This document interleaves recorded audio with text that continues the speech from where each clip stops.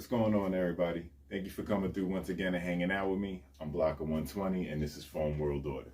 Now, I hope you got to at least take a look at the last two videos, which was basically the building of my Retalicon.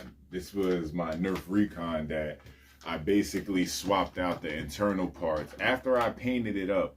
I painted this last year and never got around to upgrading the internals because I was originally looking for the Orange Modworks Massacre kit, and I thought you can only upgrade with that. But after more research and looking into stuff more and getting more into the hobby, I discovered like it's basically a Retaliator. It is a Retaliator shell, and you can take parts that you would use to upgrade a Retaliator if you have a recon that you would like to work on and give it a little bit of more oomph. Even if you don't want to change the color scheme, do any real modifications, you can swap out those parts to an extent without any real extensive modifications and give your blaster more power. Now here, this was my first blaster that I ever painted and ever did an internal upgrade mod to. So this blaster right here, I decided to name Tay, Trial and Error. This is the code name for this blaster. I went through a lot with this blaster. I mean, I've opened this blaster up so many times just from it not functioning properly off the couple first tries and everything that I'm pretty sure I can disassemble a Retaliator or Recon blindfolded. And I think I'm going to make that a video in the future because I do have other Retaliators that I am going to be upgrading and painting up that I'm going to be putting up for sale. This, however, this right here is not going to be for sale. And the color scheme is a little bit too dark for street safety. Does have a front red barrel. The parts on this blaster are a combination of parts that I ordered from Out of Darts and I ordered from Foam Blast. The pump grip handle here I ordered from AK Blaster Mods. I did originally have a different grip on there that I ordered. I can't specifically remember from which company, whether it was Out of Darts or Foam Blast, but they were both, it was a worker grip nonetheless that I had ordered. But all the parts that I had, they came in great, they all fit right, but my mind was still set on this pump grip right here. It took a while to come in, which is why I originally had the P90 grip on this for a while, and I liked it. It was a little tight, and it like literally just like I have a little bit of discoloration here after so many times priming this blaster with the just a slight touch of discoloration. I don't even know if you could see it in the camera, but that was from so many times of priming it with the P90 grip, which I can say is a good testament to the Rust-Oleum spray paints. I used to paint this blaster, I used Rust-Oleum flat black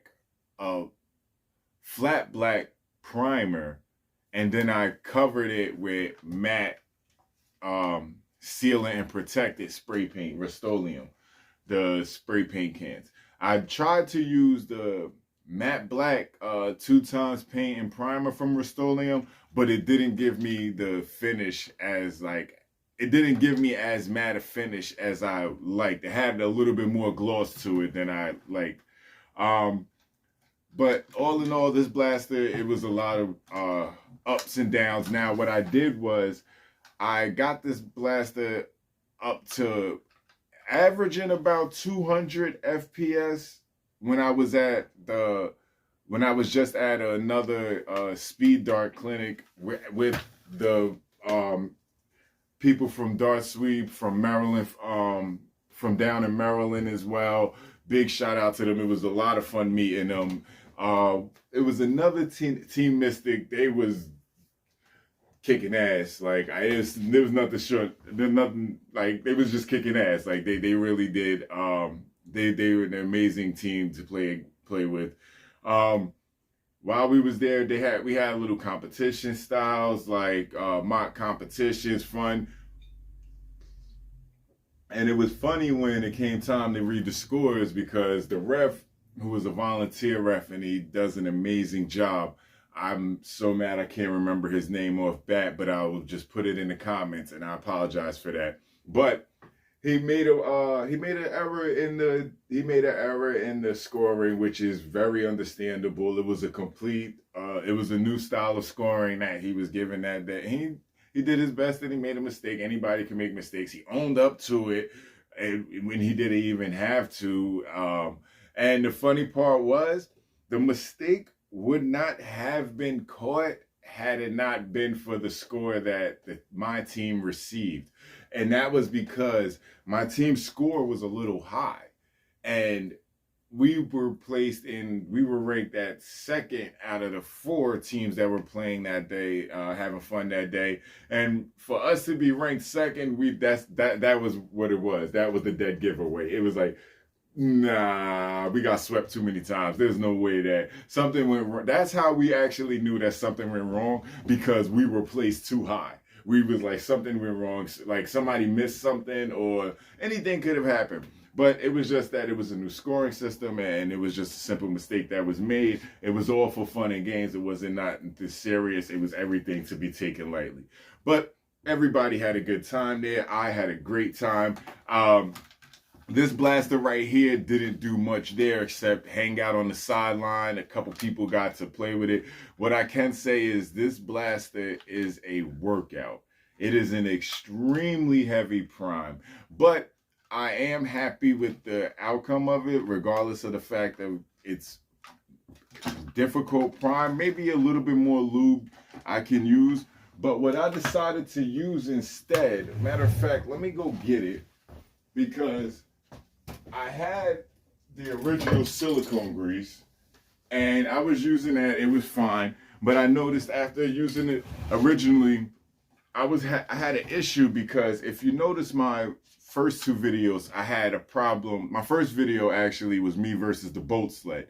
Now, the work that I did to get the boat sled to actually stay in, the pusher rod to stay attached to the boat sled, it caused the pusher rod to actually now stay in a locked position, stiff now.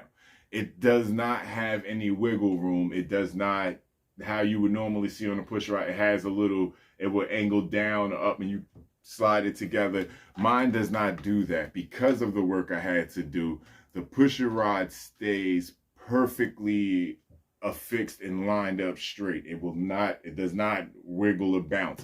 Now that caused a lot of friction with the plunger tube that I have in there, because inside I have the worker expanded aluminum plunger tube, and that metal on metal was rubbing because there was no bounce in it. So it was just held stiff, solid, and it was rubbing, and it was, with the silicone lube that I originally had, I was getting metal shavings and it was creating like a paste. So I opted out of that. I cleaned all of that off. I saw this on here on Amazon. I'll put the link in the description. I don't know if any of you guys recommend it, but it's a DuPont nonstick dry film lubricant. I sprayed it for the inside of the plunger tube and around the inside of just the plunger tube, and also the plunger rod. I mainly got the top and the backs, including the O-rings. It was safe on rubber and everything, and so far so good. The strength of the prime did not help. Right now inside of this is a 28N spring, 28N long spring, and I can remove this back collapsible stock, this back lightweight collapsible stock, which is also a worker stock. And if I remove this, I can swap out springs on this easily to change my power output. But I would still use the long springs, because that would just be much simpler and easier. And I think I can only use the long springs with the setup I have on this. So I can go from 20, 25, or keep the 28 in that I have, which I'm going to order a 20 and a 25 to see my power on that. Also, on this side, I had drilled holes. I have a metal short dart adapter here, but I drilled holes here in the barrel to allow me, with the Allen key that's provided with the short dart adapter, to reach that so I can loosen that and swap barrels without having to remove the entire pump kit, which is great, but I made a mistake, and as you can see, the top hole is doubled because I misjudged where I needed to drill, and the top hole, I drilled the first one too far back, and then I got it better on the second go around. Let's see. Also, with the expanded plunger tube, now they do sell the regular expanded worker plunger tubes that I have one in here. I just don't feel like getting up to go get it. They do sell it, and it has the points on the end, the 4 points like posts. If you're gonna do a swap like this, I do not suggest that, for the simple fact you're gonna have extra work. I ordered the aluminum cylinder, because the aluminum expanded cylinder, because it did not have those posts. It was already smoothed out and perfectly round. So I already knew that was going to be a major step, that a part of cutting that I wasn't going to have to deal with. The shell cutting is going to have to be done. Now, with this, I cut out, if you see in the old videos, I cut out and gutted all the way down to the nitty gritty. And then after that, I realized that I maybe did not need to take as much off as I did, especially at the bottom, at the base of the plunger tube. There's little I don't know what to call them, shelvings inside the blaster.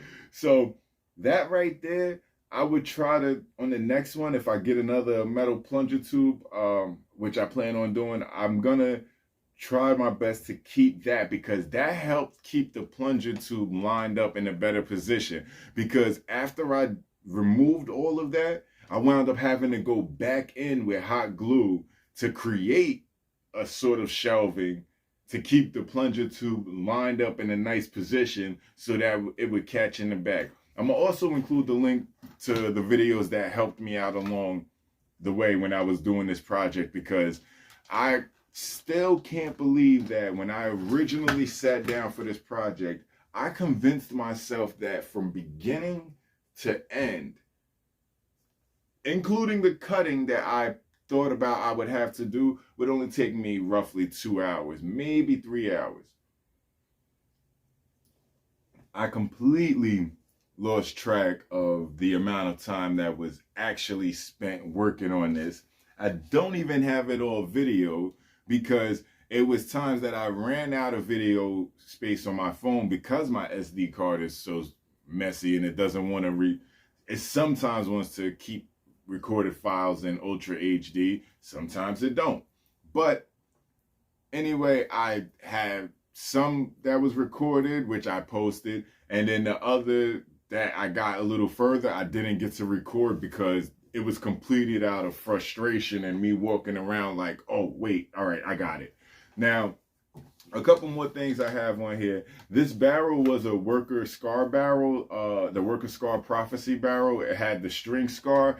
I removed it for the look. I didn't like the way that the barrel looked with it on there, so I took it off for that. I'm still getting great performance out of this. Also, I have both magazine adapters, so I can use regular Talon magazines or slanted Talon magazines. I did that for the simple fact of most of the Talon magazines that I had ordered, I ordered them from Foam Blast when they were on sale, and they were only the pink magazines that were $6 a piece. So I bought 5 of those, but I had a bunch of Slanted Talent magazines, and I ordered a few more because of my Phoenix 2.0. So I was like, I might as well get a for this, and this will provide me with a whole boatload of extra magazines now for this. Now, because of the barrel that I have on there, and I removed the string scarf, I don't think I have any. What is it? All right. Now, these right here are darts that you normally wouldn't fire through a Springer. And these are cut down. These aren't even purchased this way outside of the Game Face Prime Quick Darts. But let's see. I got my chrono here. Not my favorite chrono, but it is my only chrono. So I got this chrono here. We'll see what we're gonna do. I'm gonna take a Adventure Force waffle cut down, and this is an E-Kind glow cut down. It's gonna put them in the angle because I have it right here. Do 1 and 1, see what we get. Now, I said the prime on this is ridiculously heavy. You're gonna feel it in your arms every single time you prime this blaster. And then I also had a lot of issues where it slipped up on me a lot of times. 141 right there with that was the Adventure Force, and I think I rattled in there, but 129 with the E-Kind glow dart cut down. Now, I'm just curious. Now, also, I don't have my adapters. I don't have the mag release on them because you don't need it. Like, honestly, like, that's an extra mag release. It can make for a smoother release, but it doesn't make for a more fun release, in my opinion, you know. And besides, in this hobby sport, you're gonna have to get your muscles up anyway. You're gonna have to do a little bit of working out because you're gonna do a lot of better running. So it's something I would rather get used to. I don't like to really work out. What I like to do is I call intensified movement. Like, I just exaggerate a movement or something like that. Oh, 183 with the quick dart. 187. That was with those were with the Game Face quick darts. Let's see what we got up here. Nice. All right, we got a Worker Gen 3 HE. Oh, by the way, I like to reuse a lot. So this is my ice cream gallon bucket, my 1 gallon ice cream bucket. Great for holding a boatload of short darts. So let me see. I'm gonna throw 2. I want to do 2 at a time. So I'm gonna do 2 Worker Gen 3 HEs. 204. 199. That was with the Worker Gen 3 HEs. Let's see what we got in here. Let's get 2 rubies. Now, none of these darts are fresh darts, just so you know. These are not brand new darts. These are very worn darts. As a matter of fact, these are darts from the Dart Suite, the Action, not the group.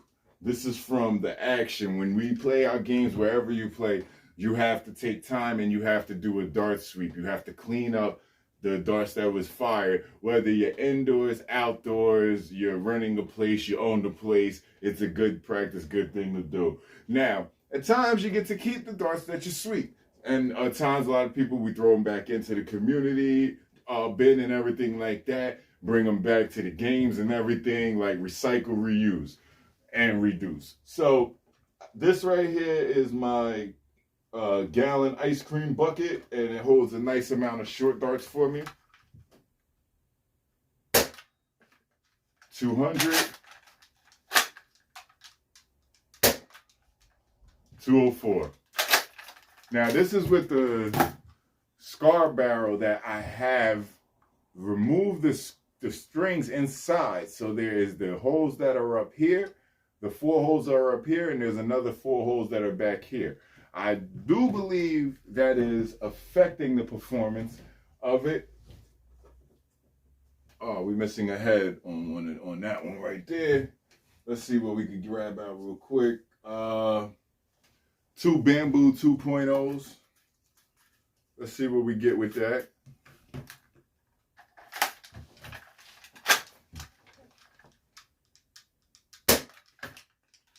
$230, $228. Now the bamboos, they do have a high velocity. The bamboo 2.0s do have a high velocity. They have a lower weight than the 1.0s, but I do have some 1.0s right here. So let's see what we get with the 1.0s.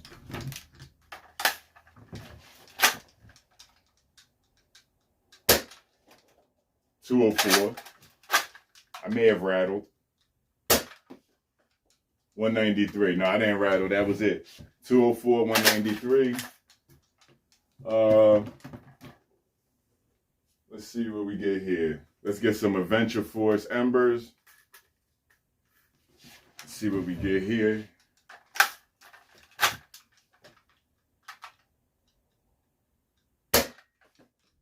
$199. $194.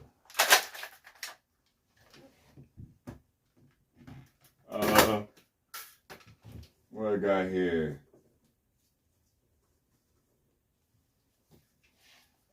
Worker Gen 3 darts. Nice. I believe these are the Worker Gen 3 darts. The nice purple darts. They come included with most all the products that you purchase.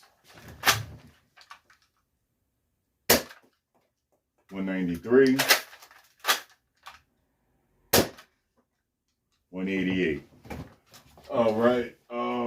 Oh, let me see. Another good favorite are the Worker glow tip darts for the people that have the traces on it. You lucky SOBs. I will be getting my hands on a tracer. They look extremely fun. Honestly, like if you can and you have the opportunity to get a tracer, I do suggest getting one. It is fun, especially at night. I didn't even use the retraction on this, but it does make it easier to prime. So, oh, wow. So don't do that, people. I accidentally forgot to prime forward and pull the trigger. Luckily, I could just, wait, where'd it go?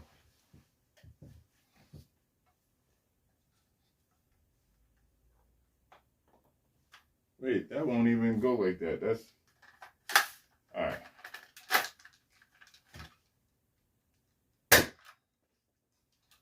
$120. I definitely rattled on that one.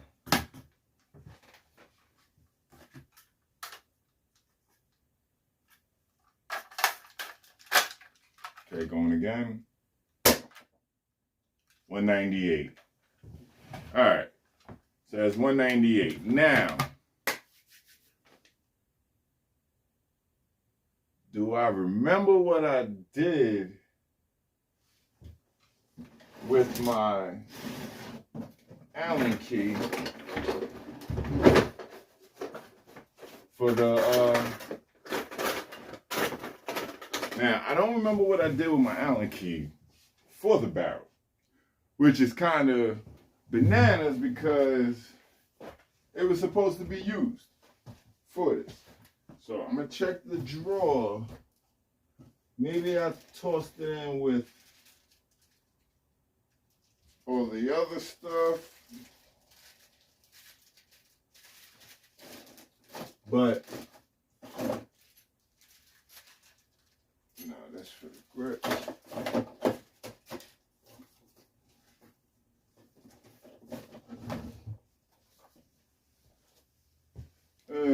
But now, what I wanted to do was